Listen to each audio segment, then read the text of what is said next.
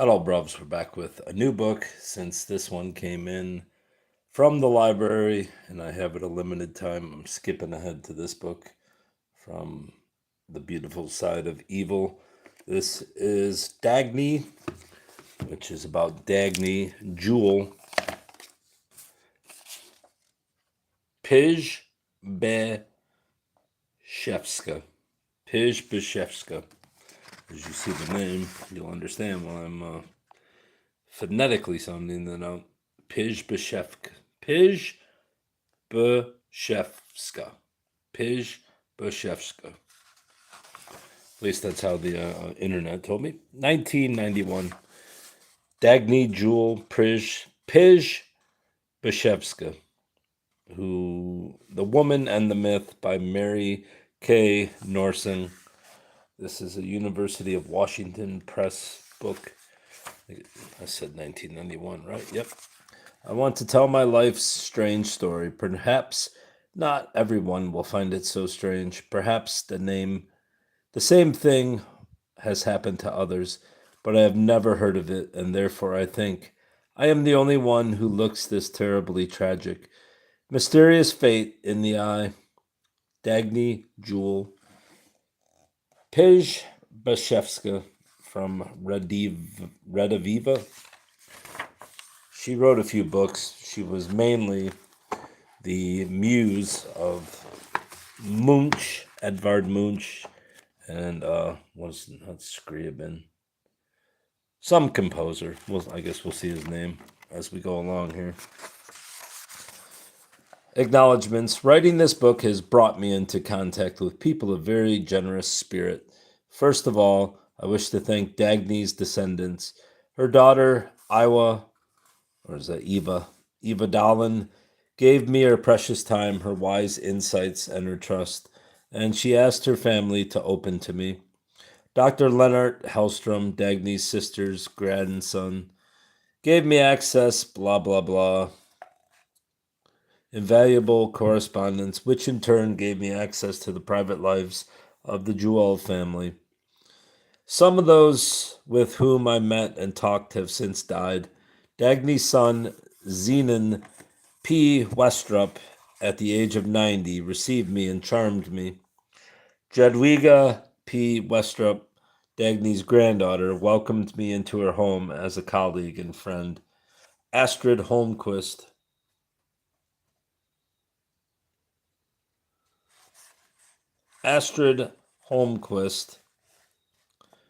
and Eva Hellstrom, Dagny's nieces, shared letters, photographs, and their memories with me.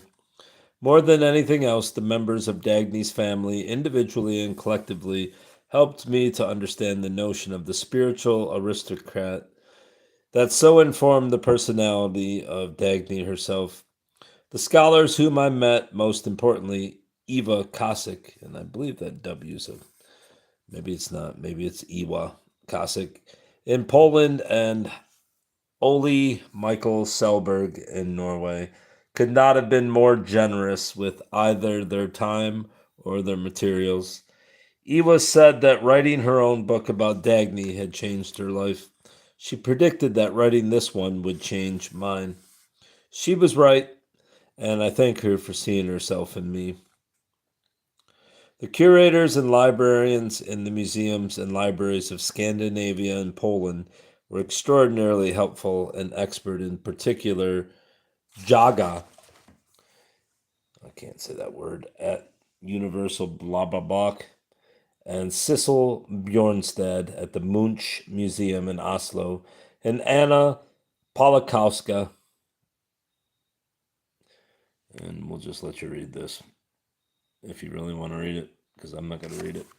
Introduction. Hot winds sweep through the valley of the night. 1,000 wild eyes quickly tremble. The sleeping earth moans anxiously in its dreams, feels the kiss on its will-less mouth. All the golden leaves in a whirl, the last dance. My golden hair, a wreath of fire, and soon so pale. The earth opens its wide womb, and seething floods flow forth.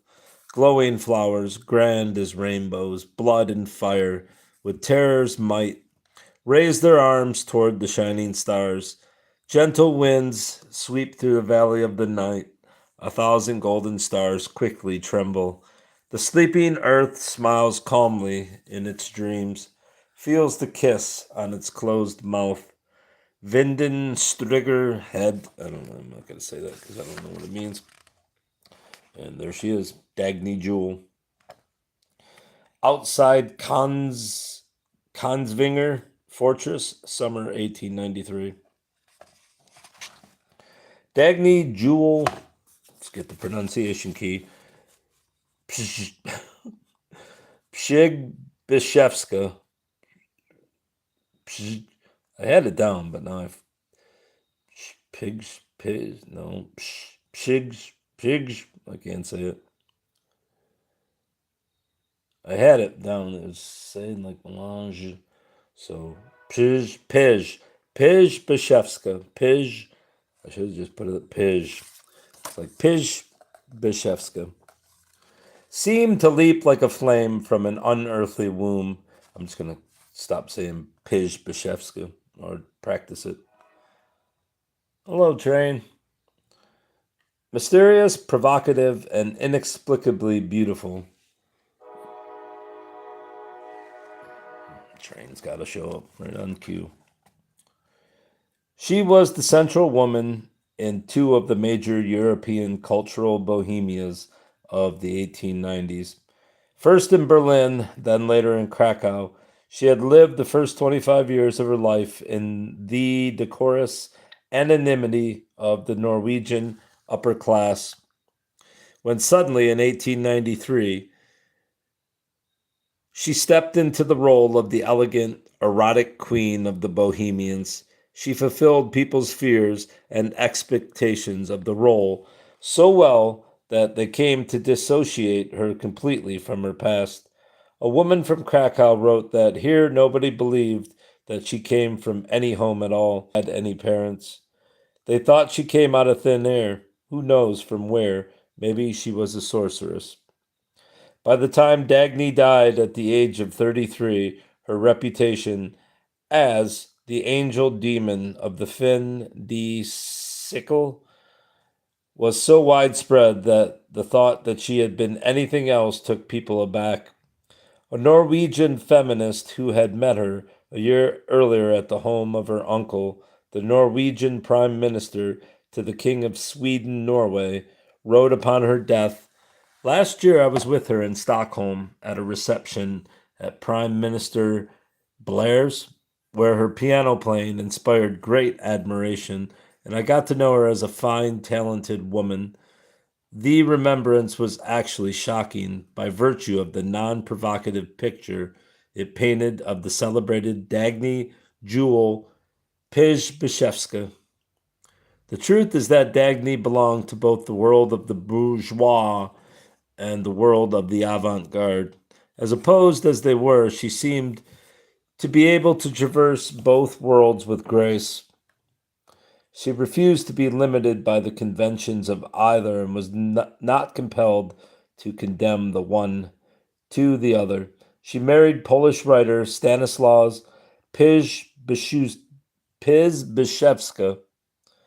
in 1893, and with him presided over the Schwarzviertel Bohemia in Berlin. Among its members were the Scandinavians Edvard Munch and August Strindberg. I believe he was a musician, right? And later over the Peon Bohemia of the Young Poland movement in Krakow. She wrote she acted as a cultural agent for Scandinavian artists, including Munch, and she lived the life of the bohème par excellence. She had 2 children. She kept in close contact with her parents and her 3 sisters, and she often returned home to Norway. The truth also is that Dagny grew increasingly alienated from both her worlds, falling victim to the burdens of the conflicting roles she assumed. In the process of breaking down the limiting notions of what a woman might become, she became a woman dispossessed. She was a love goddess who was imprisoned and betrayed by love, a wife who returned again and again to her childhood home, a mother who left her children, a writer who preferred silence. She died estranged from everyone and everything she had known, shot by a neurotic young man in a hotel room in Tiflis? No, Tbilisi, near the Black Sea. He wrote, "She was not of this world. She was far too ethereal for anyone to understand her true nature." The young man was right in a way he could not know, for Dagny, Juel, Przybyszewska, at once extraordinary and ordinary, personified far ahead of her time both the rise and the fall of the myth of the modern woman, a being intellectually, sexually, and spiritually free. Nina Auerbach, in her book Woman and the Demon, 1982, took as her subject the myth of womanhood engendered by the Victorian cultural imagination. Though her material is derived from late 19th century England, it has much broader application, certainly to the continental European culture of which Dagny was a part. Auerbach wrote, "The imagination is essentially mythic, though it tries to be scientific, moral, and real. Its most powerful, if least acknowledged creation, is an explosively mobile, magic woman who breaks the boundaries of family within which her society restricts her. The triumph of this overweening creature is a celebration of the corporate imagination that believed in her." Dagny's life proves Auerbach both right and wrong. People were indeed anxious to believe in her, but they were equally anxious to wish her away. The reality of the modern woman, both for Dagny and for others, was as painful as it was inspiring. Dagny was a woman of extremes, extreme desires, extreme conflicts, extreme contradictions. She lived more intensely than others, giving those around her a heightened sense of their own potential. Yet at times she seemed plagued with the passivity of a sleepwalker.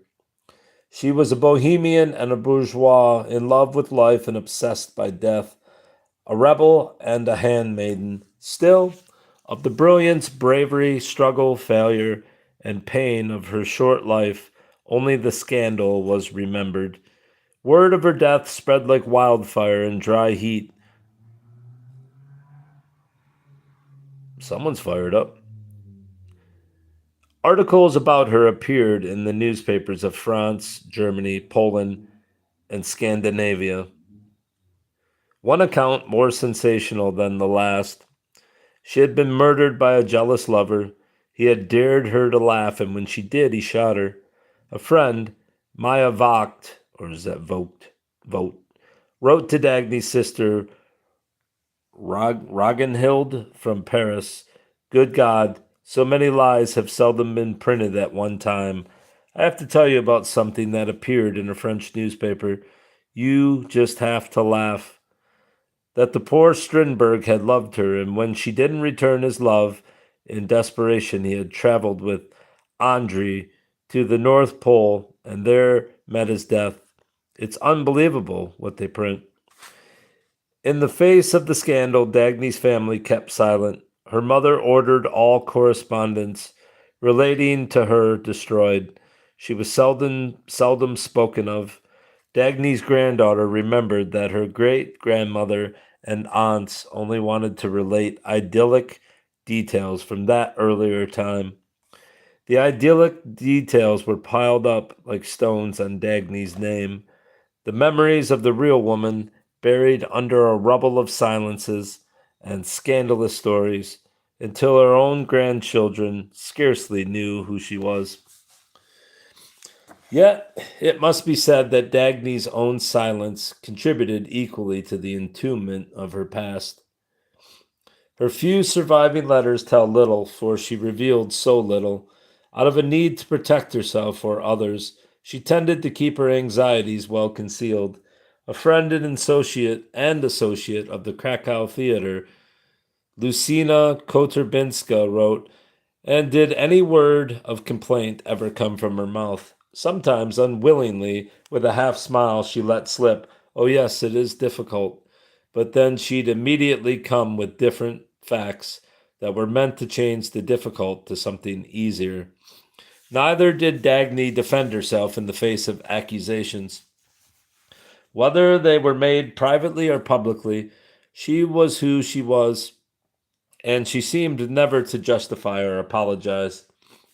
In Koterbinska's words, she knew how to bear everything and live through everything without accusing anybody, without a word of complaint, never any hurt, never feeling the injustice, always full of dignity.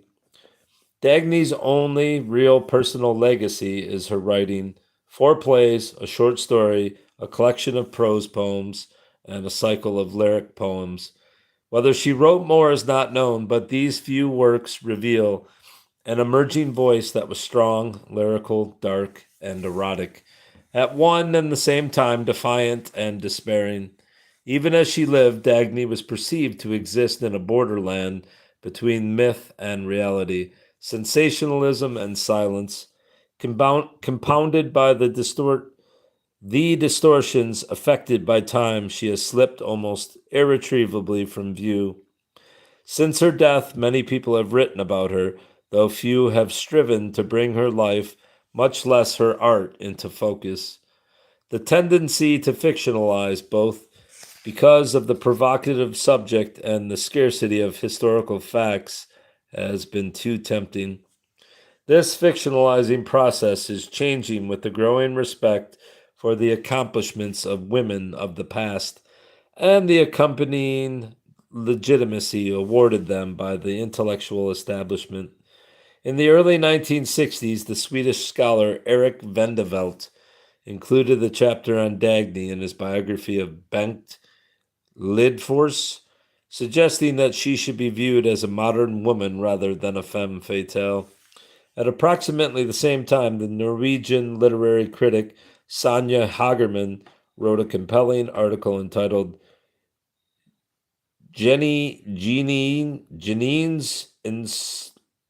I can't say it. Janine's Inspiratrice, Inspirer of the Geniuses, attempting to raise Dagny's image from the realm of the seductress to the realm of the muse. Hageman also made the point for the first time that Dagny had written poetry, concluding the article with one of her prose poems. Still, it was the image of the passive muse, the prism that threw back the reflections of the geniuses that took hold in people's minds, most likely because the notion of the muse is so closely wedded to its demonic counterpart, the femme fatale. In the 1970s, 2 Norwegian scholars, Ole Mike Selberg and Martin Nag, discovered and published unknown literary works by Dagny, a short story, a number of plays, and a cycle of poetry.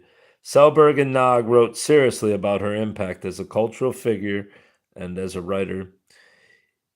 Iwa Kasik, Polish author and journalist, wrote the only book about Dagny. Dagny, there it is again, Przybyszewska. Przybyszewska. Oh my God. I'm half Polish too, so I should know. Dagny Przybyszewska, Wandering Star, in 1973. It is a lengthy, sympathetic biography which was translated from Polish into Swedish in abridged form in 1978. A remarkable work in many ways. It traces in detail the course of Dagny's life and masses of voluminous number of her contemporaries' reactions to her. Kasik had access to all that has been written about Dagny in Poland, where she has long been an adored cult figure.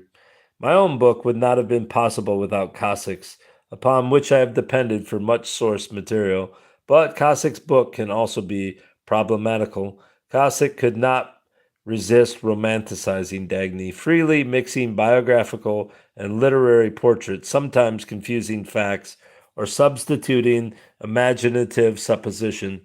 She also virtually ignored Dagny's writing, thus failing to make use of Dagny's authorial voice in telling her own story.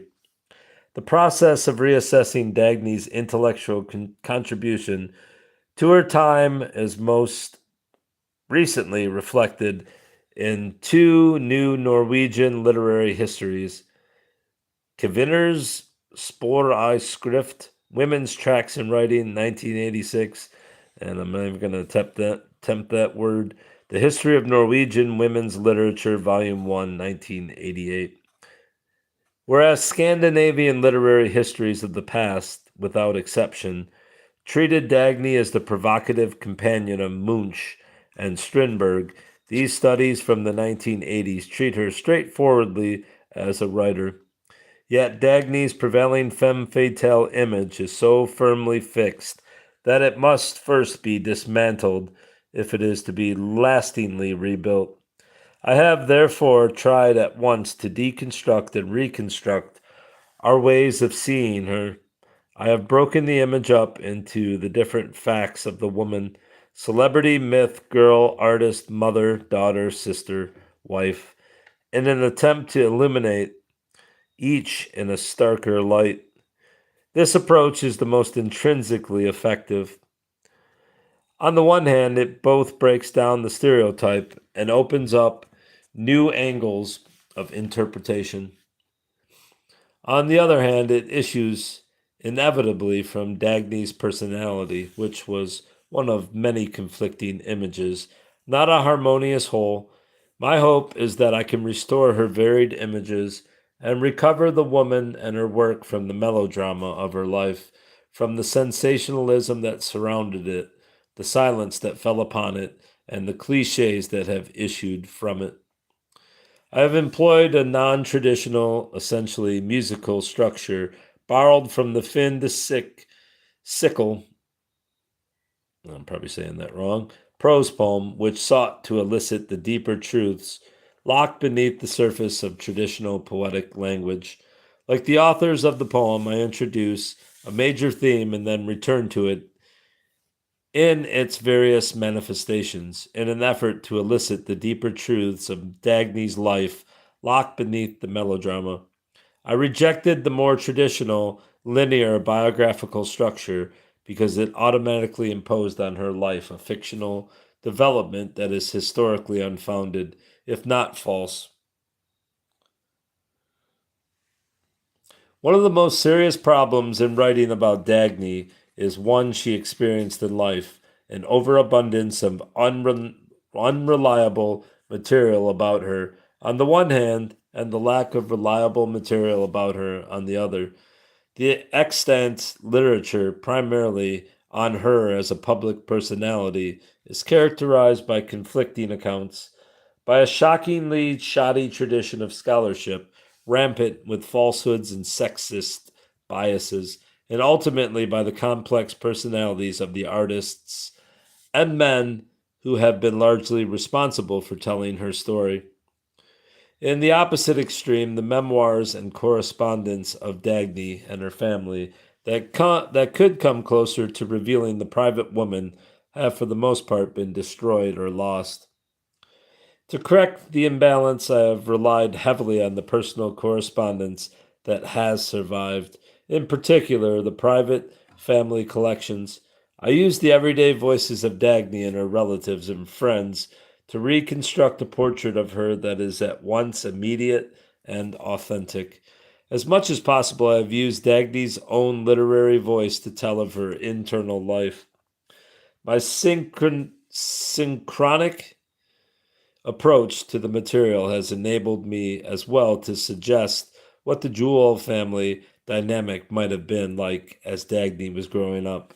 Based on letters from the later years, virtually nothing exists from her girlhood, yet understandably her family is a key to understanding how she came to be simultaneously so well and so poorly prepared for her role as one of the most modern women of the European Fin de Sickle.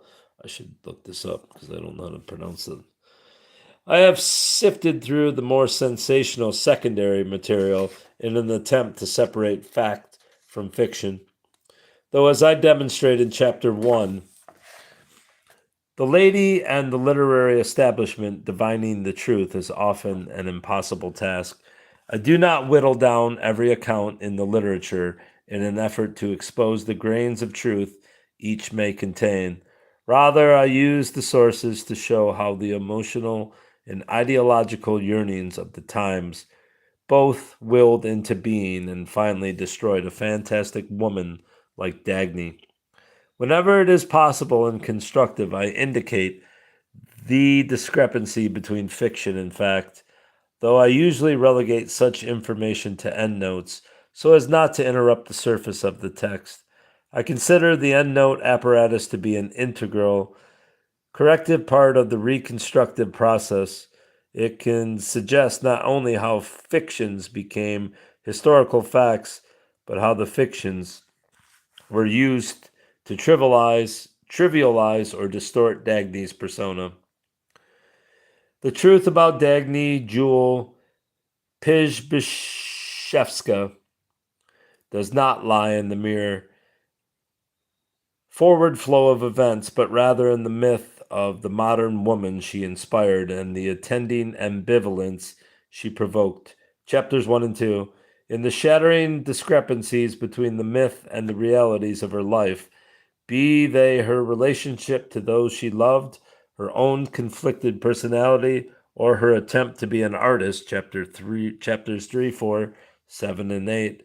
In her writing, chapters 5 and 6, and in her fatal confrontation with the very ideology that made of her a modern goddess, chapter 9. Dagny was a woman in historical and personal transition. Everything about her reflects this fact, even her name, even her face. Of her name, she was born Dagny Juel. In the early 1890s, she experimented with the spelling of her maiden name, writing Juel then Juel interchangeably in her books. Finally, she dropped the last L. After she married Przybyszewska, she signed her name Dagny Juel Przybyszewska, or simply Dagny Przybyszewska, the name she used as a writer. It is perhaps a reflection of the difficulty she experienced in breaking down tradition that people still insistently refer to her as Dagny Juel. I think that's because her name is impossible. I have chosen to call her Dagny since it was her common signature through all the phases of her life. Of her face, she was irresistible to painters, sculptors, and photographers because of her illusory, is that illusory or illusory? Illusory countenance. After her death, her friend Maya Vogt wrote to her sister Ragnhild, thanking her for Dagny's photograph. My, how beautiful it is. As good as a photograph could possibly be. I think the interesting thing in Dagny's face can't be reproduced well except in a painting. I have longed so for her, and suddenly I can see her so clearly with her fine head and her charming, graceful smile. Yet, the most interesting thing of all is how varied and contrasting the individual portraits are. Dagny Juel Przybyszewska represents transition and change, both as a woman in her own right and as the paradigmatic, is that how you say paradigmatic?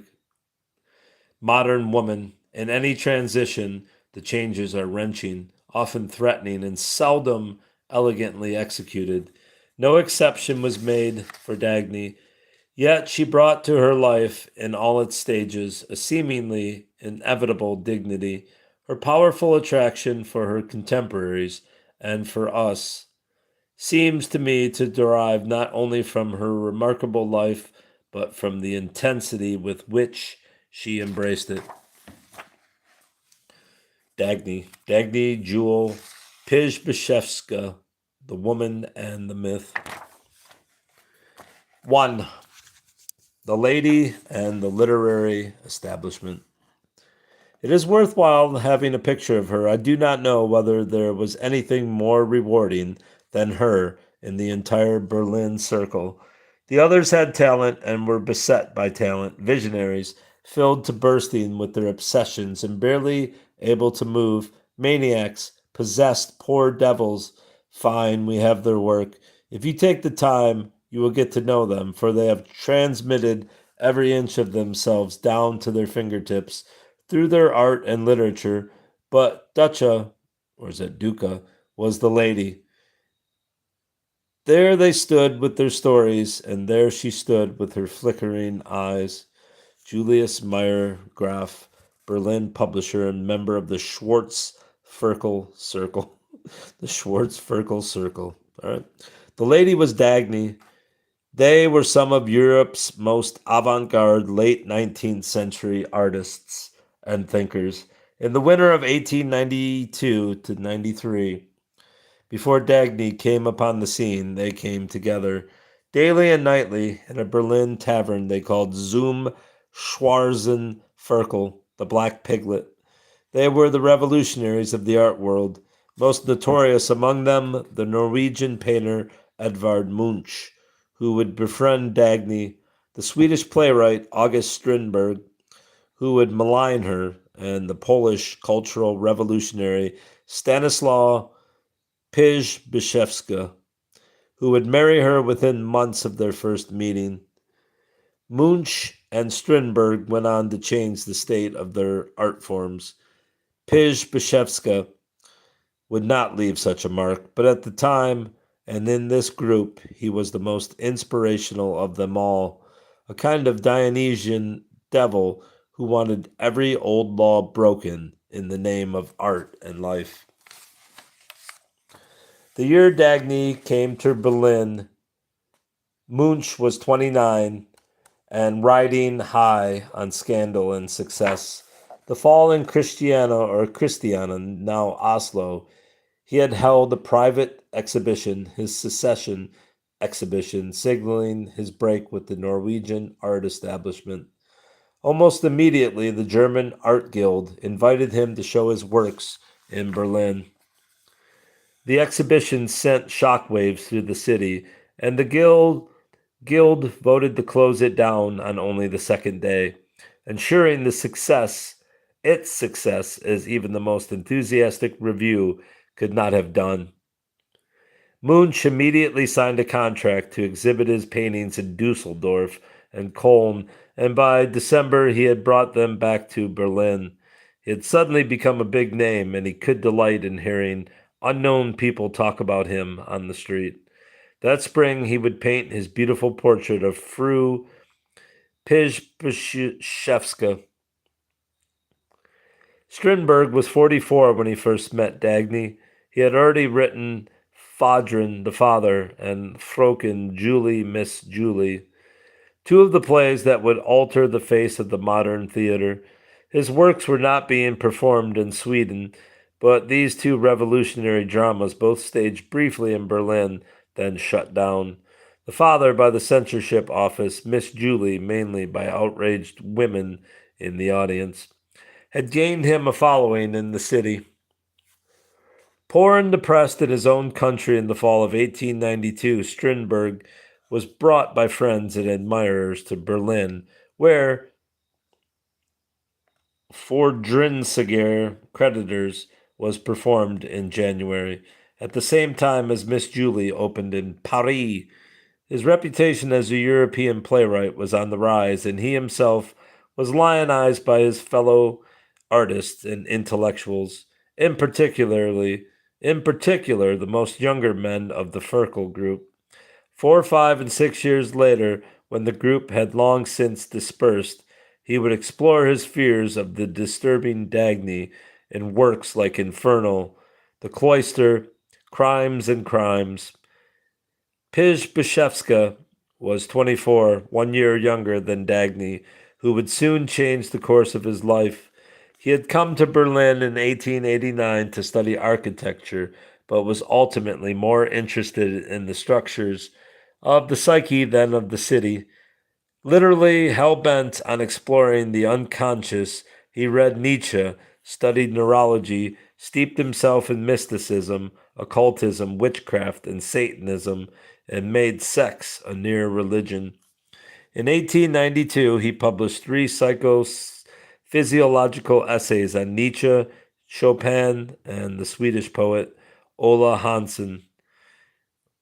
In 1893, he published his first novel, The Satanic Totenmesse, The Mass of the Dead. He would go on to write novels, plays, and long poems, all of them inspired by Dagny, to whom he gave the name Dutch, Duck being Polish for soul, or is that Duch? He was heralded as brilliant in contemporary circles in Germany and Poland. And though, as an artist, he did not transcend his time, he was the life force of the Ferkel Circle. They really needed a better name than that. By virtue of his intensity, his passion, and his diabolical will to revolutionize art. As Dagny would become the queen, he was the king of the Bohemians, a meteor in their midst. Strindberg had found the tavern, originally called Das Kloster, the cloister, on the corner of New Wilhelmstrasse and Unter den Linden. He renamed it for the three blackened Armenian wine sacks hanging outside the door, looking, at least to him, like a little black pig. He made the tavern his home away from home, and then the others came too. Munch, Przybyszewska, and a host of writers, painters, and patrons of the arts. Some integral, some peripheral to the group, most of them Northern Europeans, almost all of them men.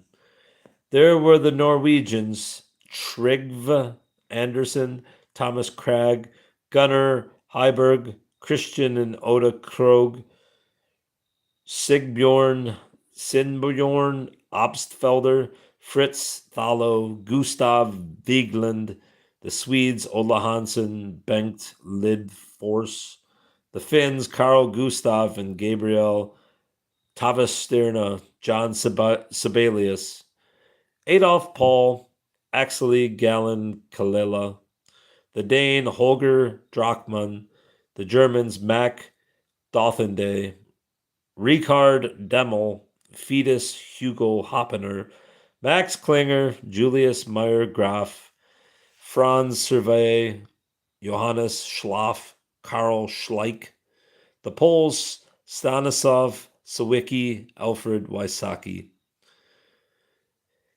The owner of the Schwarzviertel, Julius Turk, welcomed them and catered to them. He was said to have 900 different kinds of liquors, one for their every conceivable mood. The multicolored bottles lined the walls and Gothic windows of his tavern, so the Bohemians literally saw the sun come up through the alcohol. There they sat day and night, close together, drinking, smoking, talking about art, love, and of course themselves, sometimes in hushed tones, sometimes raised. When an outsider came in, they stopped talking until he left. Then they resumed their intimate conversations. The regulars of the circle would later make a legend of it. They exaggerated, distorted, and fictionalized it in their nostalgic attempts to recreate the atmosphere of creativity and dissipation, camaraderie and rivalry, calm and chaos they experienced there and would never know in quite the same way again. There are favorite bits of Ferkel lore that suggest the way it was. Przybyszewska, famous for his impassioned improvised piano playing, would suddenly race to the piano and fill the room with the sounds of Chopin. Filtered through his wild fingers, Strindberg would sing ballads on his guitar, which he kept forever out of tune. Late one night, Richard Demmel, the German poet whom Strindberg called the madman, was said to have jumped up on the table, brandishing his cape like a sword, sending many of the 900 liquor bottles crashing to the floor, all a drunken backdrop for his recitation of a poem he had written in honor of Strindberg, a giant mist-filled grotto in which an age-old badger dreamed of new worlds. Before Dagny, a few women came and went, but the atmosphere was almost exclusively male. They were enjoying themselves, these bad boys of the art world, setting themselves apart, delighting in how shocking and how interesting they could be, reveling in their own elite company. Then, early in March 1893, Dagny Juel, 25, came to the Schwarzviertel. She made her presence felt the moment she walked in the door. The men, absorbed in their own brazen uniqueness, suddenly found themselves confronted with someone possibly more unique than they. Dagny seemed to understand. She wrote in one of her prose poems, she was young, and her beauty was of the multifarious and changing kind that caught your imagination and held it captive. Her smiles were full of riddles, and those who wished to solve them were many. Sing mir das Lied vom Leben und vom Tod. Botched, of course. Berlin publisher Julius Meyer Graf would contend that Dagny was the most interesting member of the entire Ferkel group. Of all of them, the most enigmatic, the most all-seeing, at once the most deeply spiritual and profoundly sensual.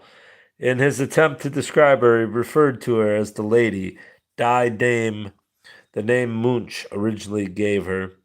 But he suggested that Munch and the others did not understand the full implication of the name. Where's that Die Dami? None of those literatures trained in the psychological sense the phenomenal degree to which Dacha was a lady. Meyergraf did not mean to suggest that she was ladylike. On the contrary, he meant to convey that she had an undefined, powerful, feminine presence. In retrospect, he wrote, I can think of no comparable, authentic female aristocrat. Dagny Juel caught the imagination of the Schwarzviertel group and indeed held it captive. Tradition has it that she instantaneously became their muse, turned their heads and broke their hearts. They all were said to have fallen in love with her, vying with each other for her favors. Rumors persisted of her many romances. Supposedly Munch brought her to the tavern and loved her first, and then came Strindberg and others, and then Przybyszewska, whom she finally chose. Some saw her as a modern love goddess of the literati, akin to Lou Salome, sensual, intelligent, provocative, and free. For others, such as Strindberg, she was a femme fatale without equal, a destructive, erotic queen in the midst of these hungry bohemians. It is difficult to divine the degree of truth in all the stories that grew out of the fertile air of spirits and smoke, and lived on in exotic variants for years to come. Dagny's relationships to Munch and Strindberg in particular have been primary subjects for titillating fantasy. They are good examples of the distorted Ferkel lore that has been perpetuated as historical fact, and that in great part has determined how Dagny has been viewed. Though I delay her entry upon the scene, I would like to use the Munch and Strindberg stories to expose the hysteria and falsification that riddled them, even at their inception, as well as to demonstrate the difficulty of determining what was real and what was imagined, whether by the Ferkel participants or by the scholars who later became so fascinated with them.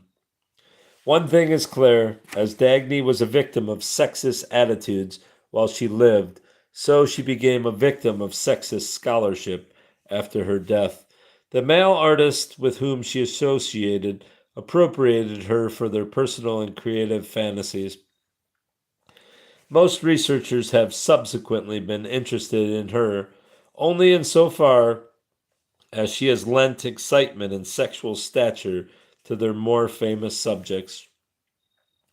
Others, though perhaps better intentioned, have simply accepted the stories as they have been passed down by the authorities. A few have been interested in the truth, as relative a concept as that may be. Before turning directly to Dagny, it is worthwhile to reveal, if only in isolated ways, how the stories might have come about and how they have been used to reduce her to the sexual companion of the great men. Only when we understand how her image has been trivialized can we genuinely appreciate the powerful impact she actually had on her own as the incomparable, authentic female aristocrat of Meyer Graf's memory. When they made of her, what they made of her defines them, and were she not the femme fatale, or had they made of her the Maid of Orleans or an Iphigenie, then that too would have identified them.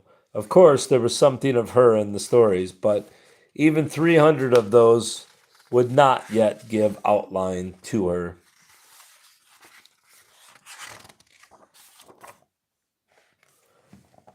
The tale about Dagny and Munch, generally accepted, even in the main, by Cossack, is that they were childhood friends who became lovers in the infamous Christiana Bohemia of the 1880s. In the winter of 1893, she supposedly went to Berlin for Munch's sake. During her first weeks there, Munch kept her to himself, fearing his fellow Bohemians would take her from him. In early March, he finally brought her to the Schwarzwälder, where he lost her first to Strindberg, then to the Swede, Bengt Lindfors, then the German, Karl Schleich, and finally the Pole, Przybyszewska. Munch, sick with jealousy, nevertheless clung to the intimate circle around Dagny, remaining best friends with both her and Stasch, and using her as the model for his most celebrated paintings of the 1890s, those of the Frieze of Life series, among others, Madonna, Vampire, The Kiss, and Ashes. Jealousy and Ashes. I read those out of order, but through the years, some or all of the elements of this tale, with attending flourishes, have appeared in a variety of studies of varying quality. For example, in Adolf Paul's Min Strindenbergsbach, My Strindenberg book, 1933, the first very biased account of the Schwarzwälder by one of its intimate members.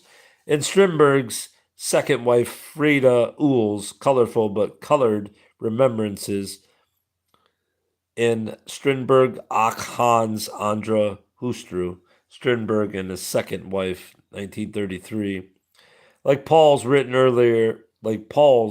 years later, and also like Paul's very influenced by Strindberg's highly emotional interpretation of events in art historian Polo Gauguin's study Edvard Munch, 1933, in Eva's Cossack's respected biography Dagny Przybyszewska, 1973, and Olaf Lagerkrantz's fine, highly esteemed biography August Strindberg, 1979, and Radar Dittmann's unscholarly study Eros and Psyche, Strindberg and Munch in the 1890s, 1976, and Swedish writer P.O. Enquist's Strindberg Et Live, Strindberg a Life, 1984, the screenplay written for Swedish television Strindberg series in 1985 in Northern Light, Nordic Art at the Turn of the Century, 1988,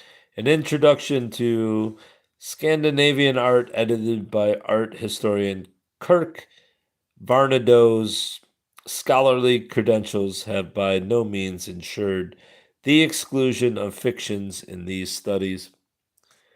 In 1978, Norwegian art historian Arne Brenna, frustrated by a flagrantly inaccurate article proposing Dagny as Munch's erotic liberator in art and in life, wrote his own article in defense of the facts. He showed that Dagny and Munch could have been neither childhood friends nor acquaintances much earlier than 1892, and that their relationship, which lasted until Dagny's death, was not one of passion but of friendship. He reminded us that Munch had documented in detail his erotic obsessions in the early 1890s, never once mentioning Dagny, and he reasoned, had Munch been having an affair with her, he would hardly have responded with chivalry to losing her, nor would he have remained on intimate terms with the Przybyszewskas.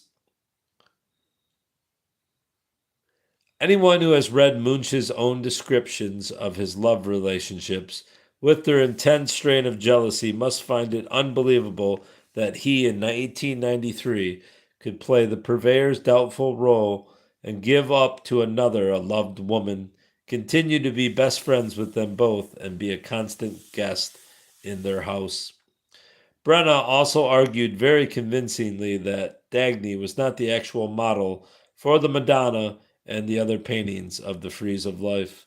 Well, that sucks because that's the whole reason why I got the book. My research tends to support Brenna's conclusions. Dagny and Munch probably met in Christiania in the early 1890s, but not before that. Dagny and her sister, Ragnhild, did know some of the young artists in the city at that time, but they were not members of the Christiana Bohemia, and neither was Dagny. Certainly, she may have met Munch during these years, but there is no direct evidence that she did.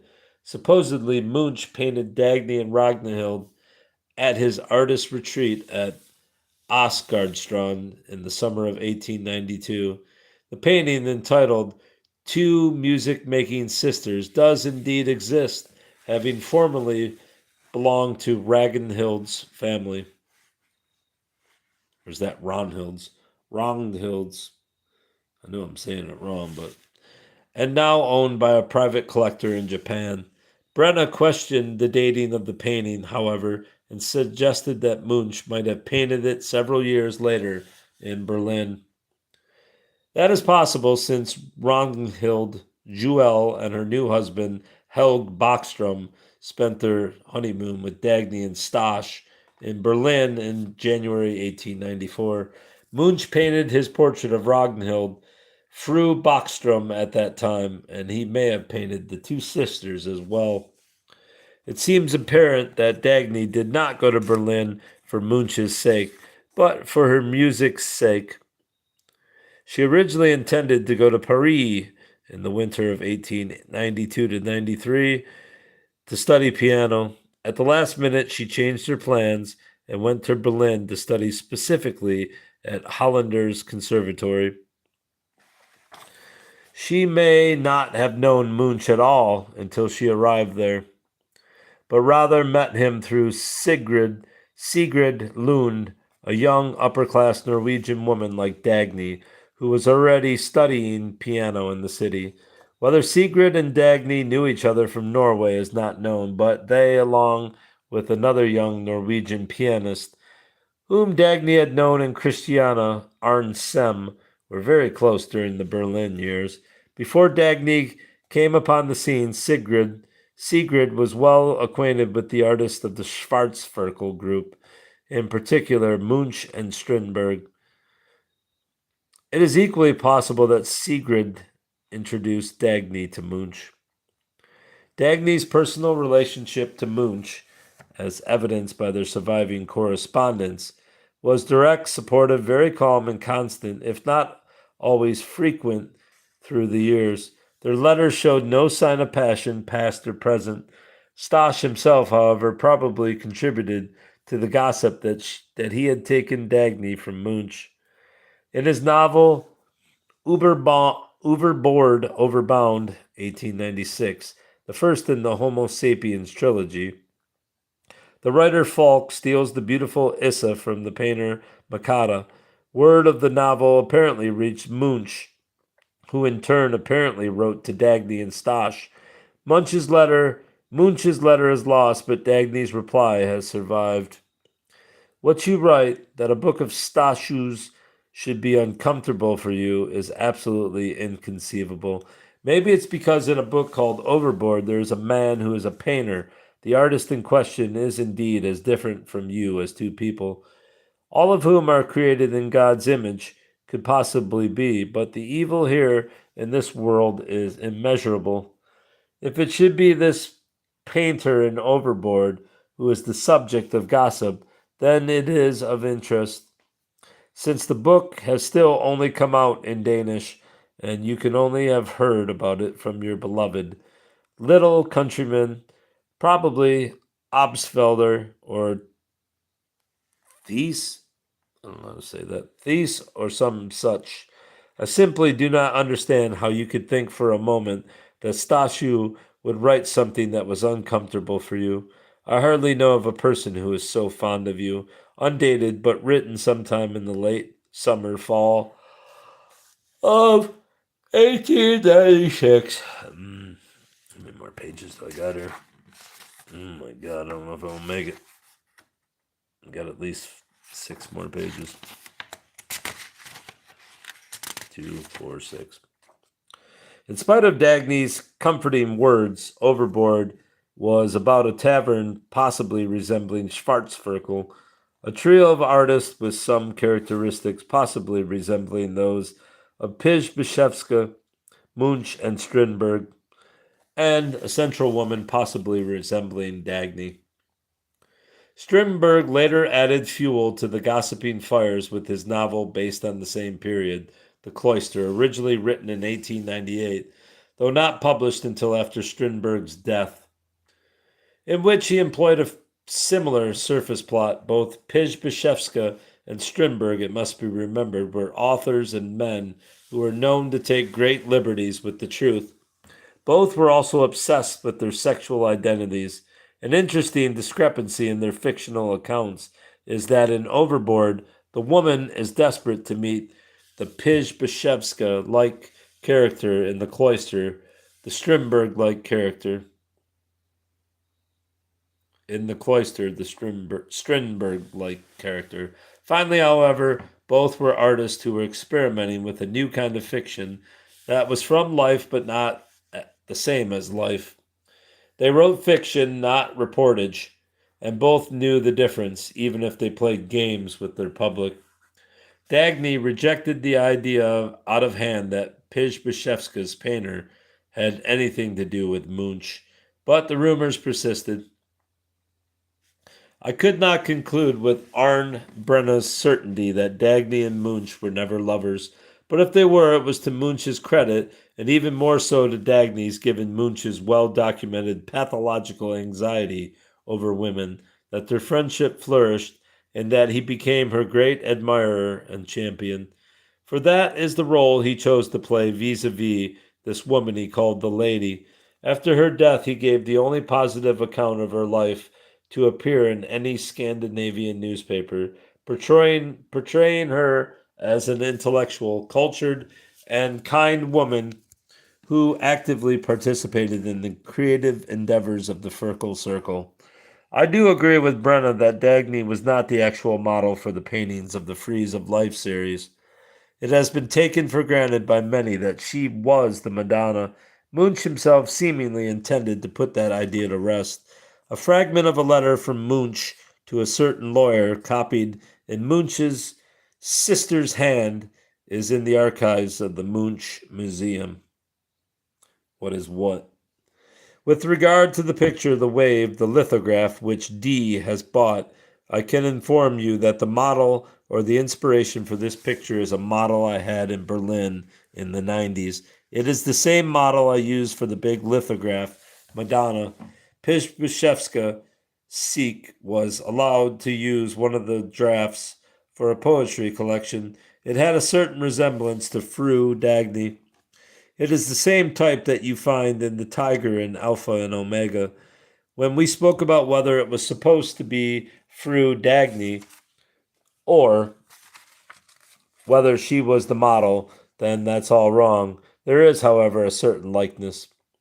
Since Munch's original letter has not been found, the copied fragment cannot serve as absolute proof of the role Dagny did not play in the creation of the Madonna painting. Yet Munch's meaning seems clear. At the same time, it is unthinkable that Dagny, as Munch's close friend and the central woman of the Schwarzviertel, did not play a crucial, if indirect, role in the creation of the paintings. In interviewing Munch about Dagny after her death, the reporter for the Christiana newspaper asked him, "What if you drew a picture of her for Christiana Dag Savis? You have been so close to her." Munch shakes his head. "It's precisely because I've been so close to her that the whole story has affected me so deeply. I cannot draw her right now." Munch concluded the interview. Upright and free, she walked among us, encouraging and at times comforting, as only a woman can be, and her whole apparition had a very special calming and at the same time inspiring effect. It was as if her mere closeness gave new impulses, new ideas, and the urge to create, which had gone to sleep, awakened anew. The tale of Dagny's relationship to Strindberg emanates almost exclusively from Strindberg and is highly unreliable. Nevertheless, if he had a far more determining influence on Dagny's image than any other, as Olaf Lagerkrantz wrote in his respected Strindberg biography from 1979, in terms of a bad reputation, Dagny could match just about anybody. This was primarily due to Strindberg, who reviled her with incomparable malice and never relented in his hatred of her. Dagny Juel incarnated for Strindberg a phase of woman as sexual being. She was the opposite of the virginal, motherly creature Strindberg usually projected onto those women he loved. The ruthlessness with which Strindberg treated her during the following months arose from the fear of something in himself that she threatened. Therefore, one cannot take his infamies really serious. I mean, you possibly could. Maybe she did something to others that he didn't like. Strindberg claimed that Dagny was his lover for 3 weeks in March when Frida Uhl, to whom he was secretly and soon to be publicly engaged, was out of town.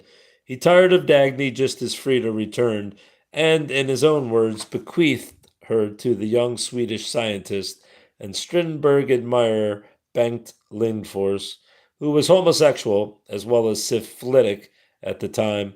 Strindberg's version has gone down in history as fact, repeated not only by authors like Adolf Paul and Frida Uhl in their fanciful accounts, but also by reputable scholars such as Evert Spinkhorn in his introduction to the English translation of Inferno alone and other writings, 1968, and Nils Bayer in his biography of Bengt Lindfors, 1968.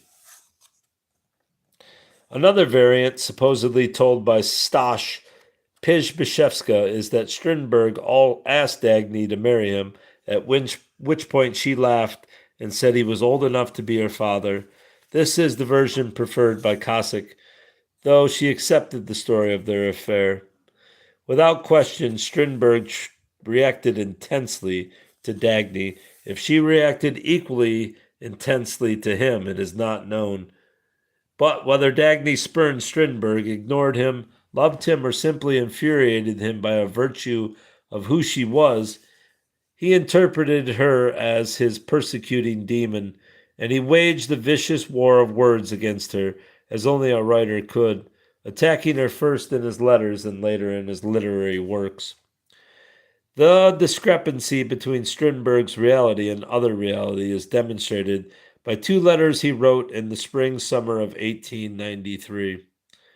Having learned that Bengt Lindfors was about to be evicted from his Berlin hotel because he could not pay his bill, Strindberg wrote to Birger Morner, an acquaintance from Lund, urging him to mobilize friends to bring Lindfors home. Blaming Dagny for Lindfors's plight, he urged that she be taken home too. I'm newly married on Helgoland, and things are fine, but our poor Bengt is sitting in a hotel in Berlin, ruined by that miserable devil of a woman. See, I told you. Dagny Juel, who was also my lover for 3 weeks. In a letter from Paul today, I learned that the hotel manager is threatening him with the police. You know that in Germany, the police are called in if one can't immediately parry a hotel bill. If you can recall Dagny, it would be good for her parents' sake. She has rented a room in a prostitute street and is so struck with moral insanity that she too will soon be taken by the police. Oh, there is a novel. She destroys families and men, distressed but with talent, squander money, leave house, and home, duties and professions. It shouldn't concern me because I gave her away as a lover, and morality doesn't matter to me, but for Banks, others, her own and her relatives' sake, let her be taken home. May 9th, 1893. Mourner contacted Dagny's older sister, Gudrun Juel Westrup, who was living in Lund. Gudrun went to Berlin and found all to be well. Dagny, incidentally, was already intimately involved with Przybyszewska and considered herself engaged. Gudrun returned to Lund, furious with Mourner and Strindberg. On June 22nd, Strindberg wrote to Adolf Paul that Mourner, who is at the district court sessions in Skara, has finally written me a cool summer letter. She has gotten hell in Lund from Aspasia's sister. She had namely found everything in order in Berlin, and left happily in the given belief that the whole thing was the villainy of Strindberg. Gudrun was a very intelligent, very conservative, correct, and perceptive woman who was not easily fooled by anyone. Certainly not her younger sister. Strindberg's personal situation must be taken into account. At the time he met Dagny, he was becoming more deeply involved with Frida Uhl. As Lagerkrantz wrote, at the same time passion is awakened, hostility is as well, and Strindberg is gripped by the fear of being despised as the weaker one and of seeing his protective walls crumble. It seems possible that in order to allow himself to enter into a relationship with Frida, he desperately needed the female scapegoat onto whom to project his debilitating fears. The time of his most violent persecutions of Dagny began when he married Frida, and they continued throughout the first year of his marriage. There could also be another, not conflicting interpretation. In his study, Lagerkrantz suggested that Strindberg used his letters and journals as preparation for his literary works.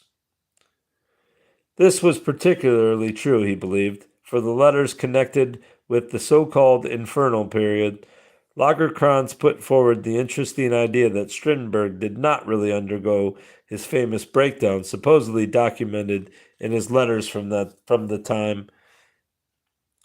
Rather, Lagerkrantz proposed Strindberg used the letters to prepare the psychological groundwork, nurturing his creativity in precisely the way he needed in order to write Inferno, his book about a modern descent into hell.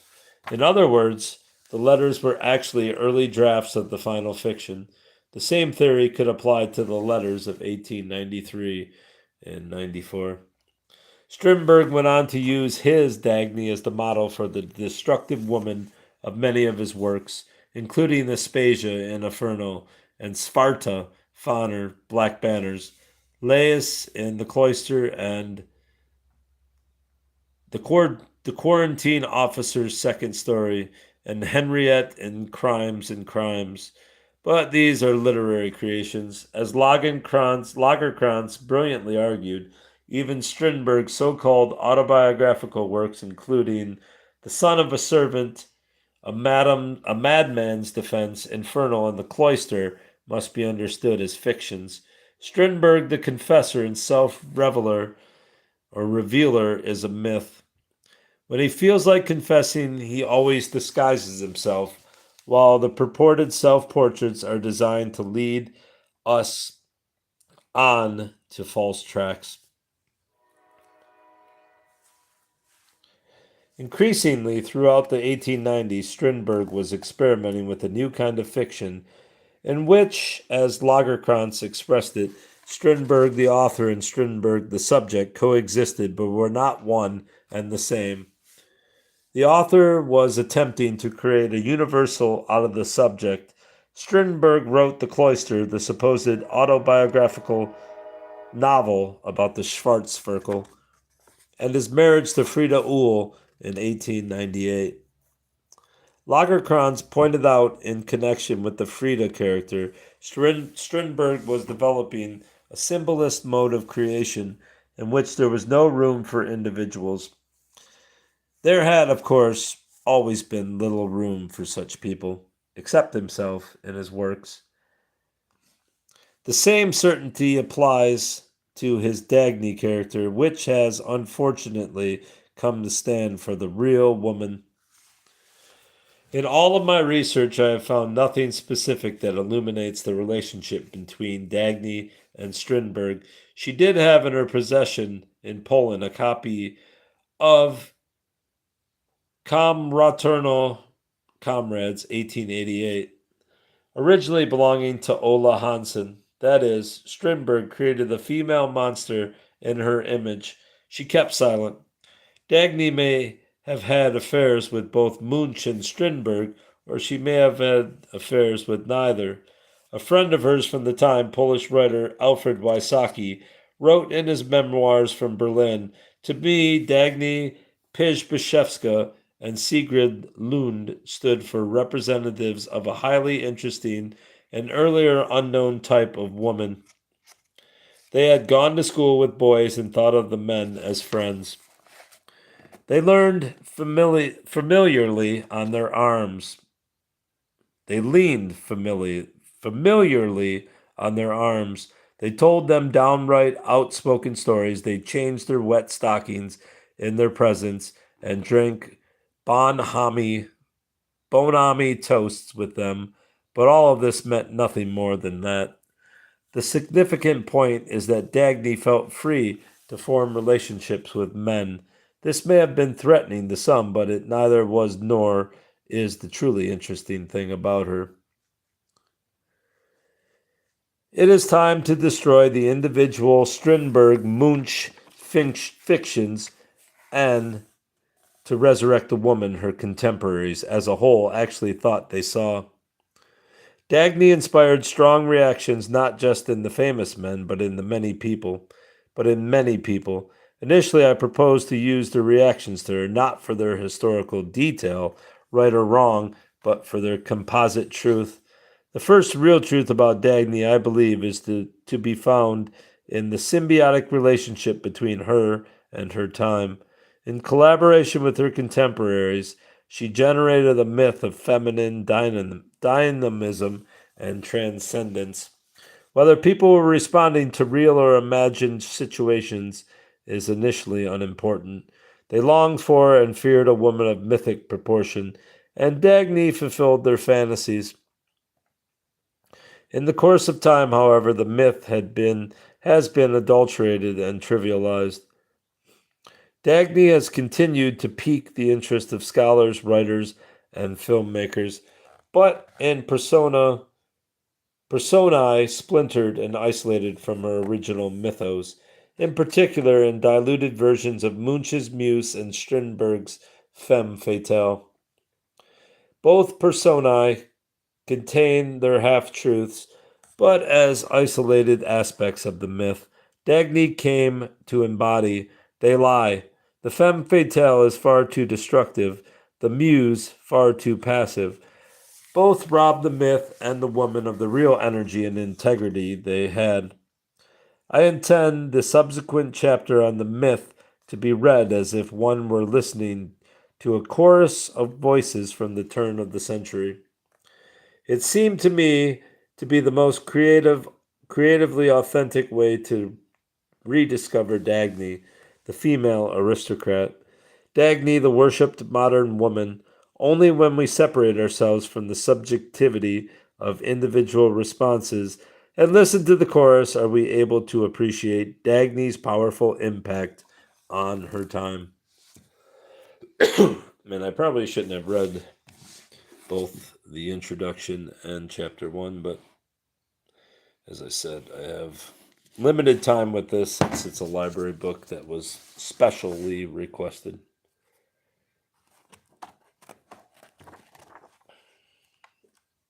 So that's that.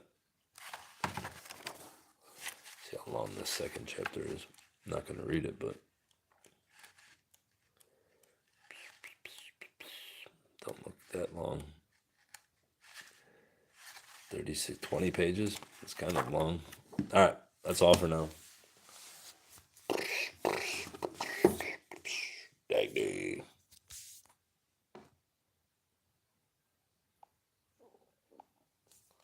Shut up, stomach.